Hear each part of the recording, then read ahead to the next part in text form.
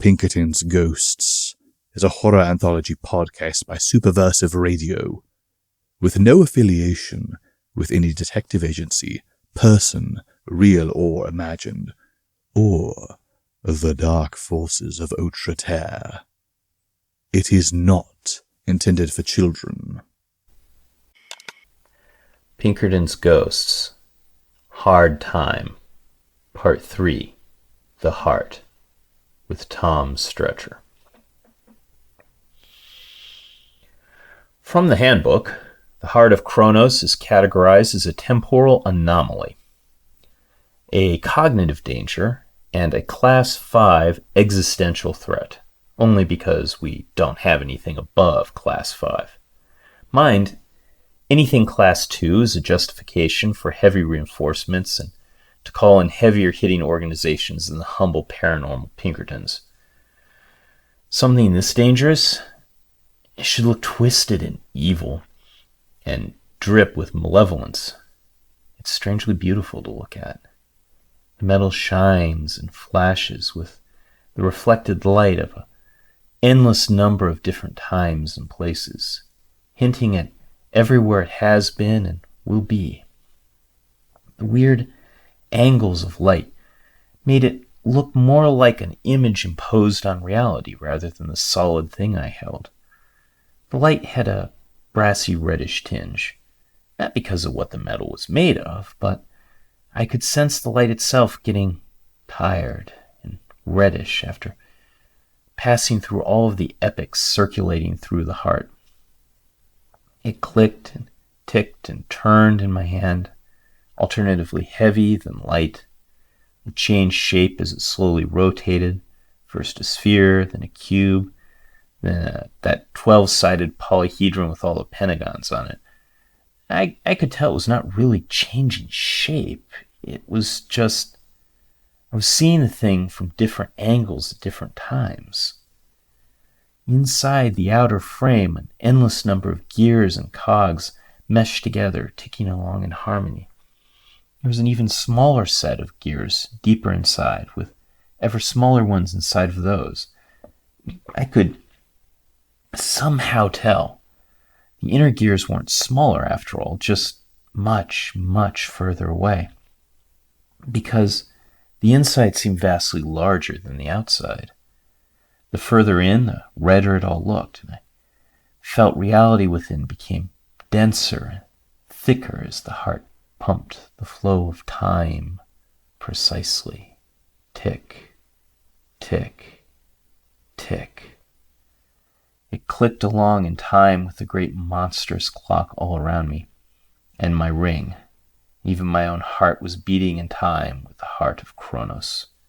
The past, the present, the future all seemed to blend together, and then suddenly I was elsewhere. Tick. I was in the burning ruins of Shipton. All that death, all this. My fault. My fault. Tick. I was watching my friend bleed out in the jungle, and I was unable to save him. Why didn't I see it sooner? Tick. The children were back with their families, but not all. Not all. Tick. The flash of atomic light burned out my eye, and the thing that must not be. But so many others died. Flashes of my life, past and future, rushed by with relentless ticking. Each time there was death, loss, regret. If only I'd acted in time. If only I'd known better at the time. If only there'd been more time. Tick, tick, tick. It didn't have to be like that. Not anymore. Not ever again. I could use the heart. Fix things. Make things better. A second chance. A do-over. An endless number of do-overs. All the time in the world to get things right. The heart of Kronos beat in time with my heart, and we knew each other. It showed me how to do it. I stood at the axis of time, with all of time and space wheeling around me. The heart was everywhere, and when, at once, and nowhere, and when. All I had to do was just turn the heart in a specific way, and I could fix everything. Finally, the ocean of regret and loss and pain could recede. The weight of guilt and self-recrimination could be lifted at last. All I had to do was use the heart. I almost did it. I really did. Why didn't I? It's not because I'm such a great guy. My heart is filled with dark temptation and evil, and I don't even know the depths of it. It wasn't because I was somehow wise enough to foresee the disaster that would come of my playing with time itself like I was God. I was sure I was right, and I could make it all work. Certain even. It was just because I realized what I was desperate to do. Wash away all my guilt and sins. It had already been done by someone else for me. If I did this, it would cheapen all of that. It was like a slap in the face, breaking me out of my fugue and snapping me back to where I was, in mortal peril. The clockwork automations had finally noticed me. Wielding drills and spinning blades, the mechanical monsters closed in on all sight with clockwork precision. The whole tomb was now aware of the intruder in their midst. No doubt the elevators were now out of order, blocking my only way up to the vast heights and upper reaches so far away. Even if I could get to the time vault door, was it now even locked to my key and ring? Picking up the heart had doomed me, instantly marking me out as different and no longer a simple cog ticking along with everything else. Anything involving the heart, which the whole tomb of Kronos was built to house, was certain to gain the attention of the whole tomb. There was no possible way to fight my way past the vast armies of automations closing in on me from across an entire mini-universe of clockwork. There was no way to hide while I possessed the ticking clock. Its metronome beat resounded throughout the whole realm. Any avenue of escape was already been cut off while I was staring at the heart, and now there was nowhere to run or even climb. Automations were already crawling down the sides of the wall like massive mechanical spiders toward me. It was only a matter of time until they caught me and cut me up in their whirling blades. Yeah, that's when I did a thing I probably shouldn't have done.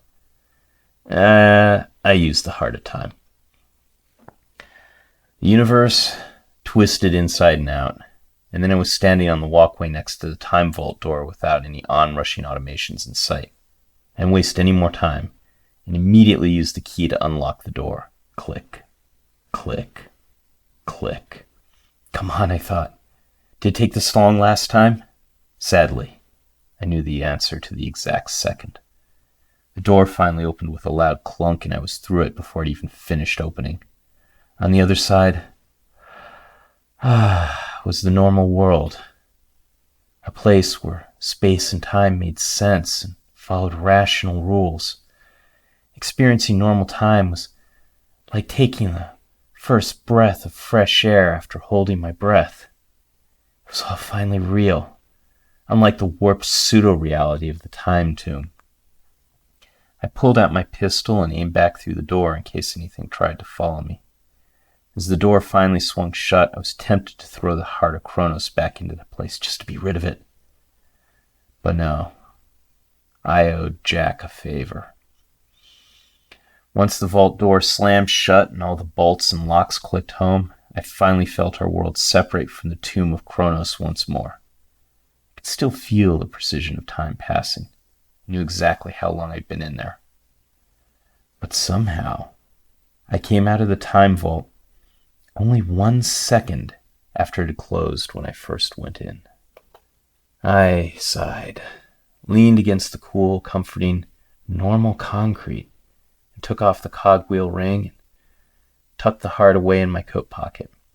I took the key too. I had no idea what would happen if somebody could follow me. Then I only had to confront one final enemy on the way up. The stairs. Gritting my teeth and readying my cane, I began the long climb back up. Back at my new safe house, I babysat the heart of Kronos like a hen sitting an egg. This was the most dangerous thing I'd ever been around. That mini nuke in Nevada seemed like a toy in comparison. This thing was way too dangerous for anyone to possess. It could make mincemeat out of history, and who knew what kind of permanent damage it could do to the very universe itself. Everyone would want the thing. It wasn't just the clockwork cognomen. Magi, mystics, and madmen would seek it out. Organizations would murder for it. Nations would go to war over it. Hades was bargaining to get it, and just might try to send supernatural killers just to take it without negotiations.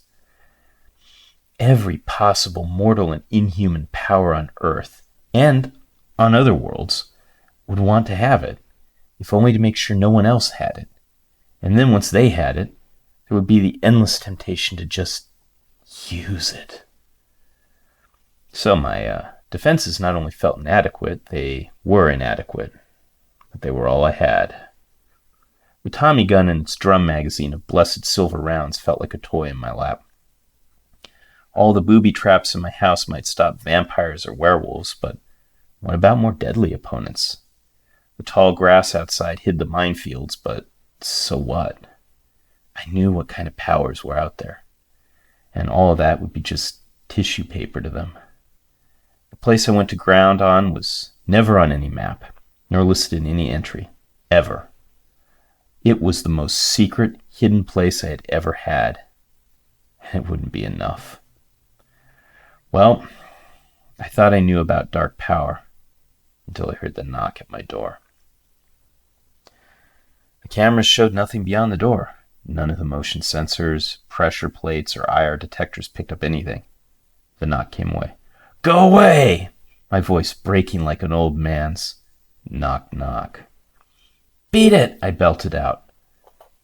I heard the floorboards creak steadily inside the house, heading towards me. Nothing on the internal cameras or sensors. I flipped the switch, arming the booby traps in the entranceway.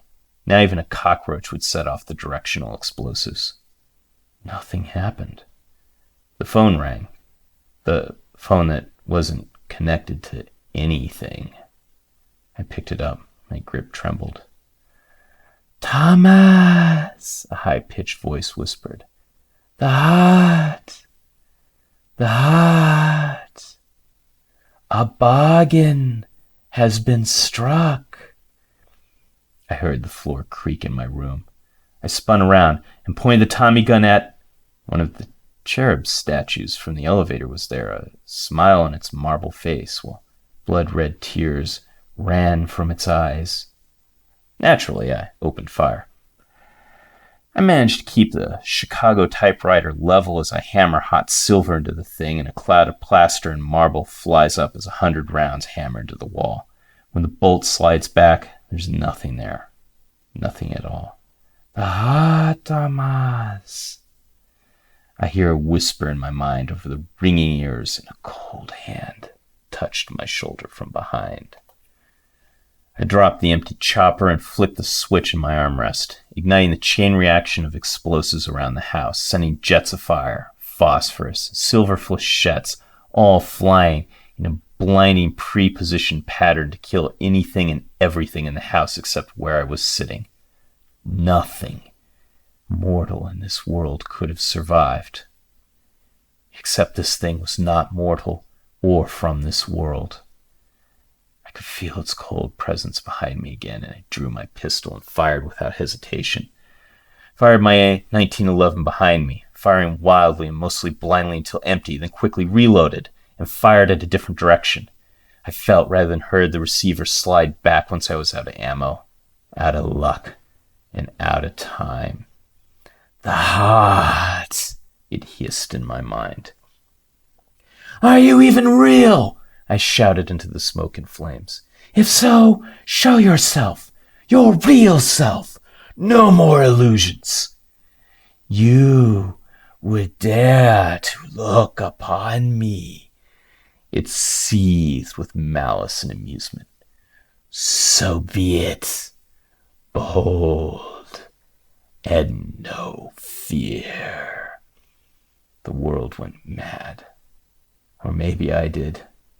The thing appeared to have 4 wings, for lack of a better word, that arched up and over and away and to an impossible distance beyond the room I was in, seeming to stretch off into smoke-shot darkness, yawning away in every direction.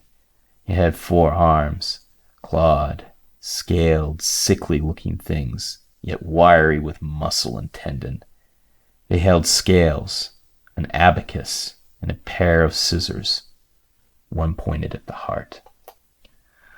Everywhere there were thousands of eyes on the thing, alien suns burning like a galaxy of hatred with a color not of this world, the color of pure malice, stoked from aeons of resentment and rage. There seemed to be 4 heads glaring at me, or perhaps it was one head which shifted in aspect as it studied me with cold malice, seeming like a diseased vulture or a gaped-mawed serpent, a slavering mangy jackal in the leering face of a man gone utterly mad, shifting from one to another so fast they blurred together as they shifted apart. The thing was rushing at me while rushing away, shifting to one side and the other all at the same time. It seems as possible as it was. I saw it. The heart!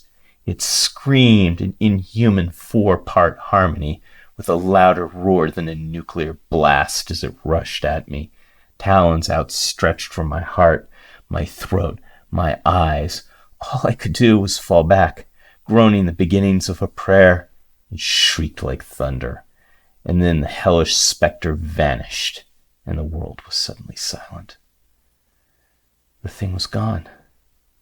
Dust and plaster fell like snow through the smoke and the residual flames. I lay staring wide-eyed at my scorched chair.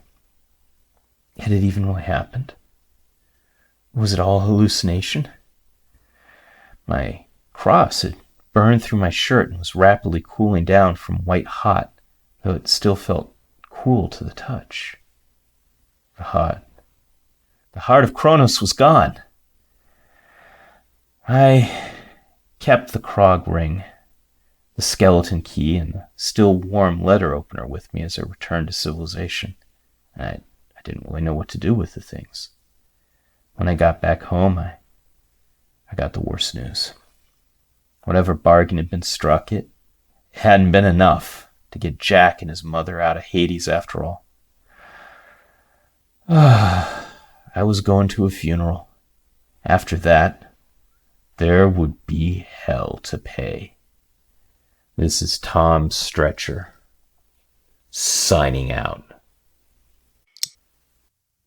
Pinkerton's Ghosts is a podcast distributed by Superversive Radio, licensed under an attribution non-commercial, share-alike international license. This episode was written by David Halquist and was performed by the same. Ben Wheeler edits, directs, produces, and herds cats. Kid Dickerson performs our audio editing. Visit us on Facebook, read articles on superversivesf.com, or listen to us on unauthorized Acast, iTunes, or Spotify. Contact us through Twitter at @PinkertonsGhost, email us at pinkertonsghosts@gmail.com, or send us noble messenger possums with messages strapped to their backs. Don't worry, they know how to find us. Thank you for listening, and good luck.